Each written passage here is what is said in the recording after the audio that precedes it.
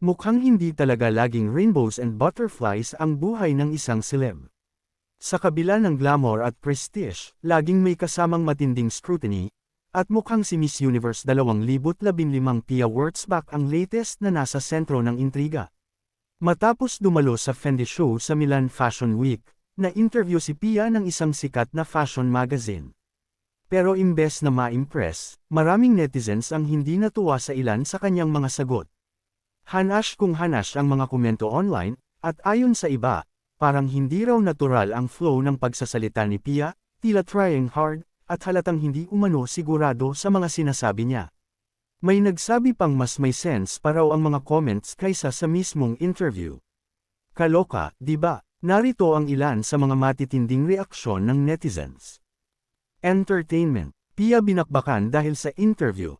Abante News. March 4, 2025.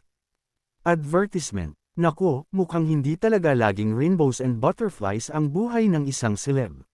Sa kabila ng glamour at prestige, laging may kasamang matinding scrutiny, at mukhang si Miss Universe 2015 Pia Wurtzbach ang latest na nasa sentro ng intriga. Araw sa lungguhit forward sa lungguhit IOs. See more. Pause. Alas 12. 38 minuto pasado alas 12.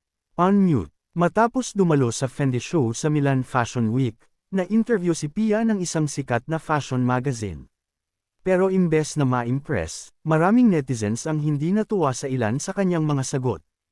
Hanash kung hanash ang mga komento online, at ayon sa iba, parang hindi raw natural ang flow ng pagsasalita ni Pia, tila trying hard, at halatang hindi umano sigurado sa mga sinasabi niya. May nagsabi pang mas may sense pa raw ang mga comments kaysa sa mismong interview. Kaloka, di ba? Narito ang ilan sa mga matitinding reaksyon ng netizens.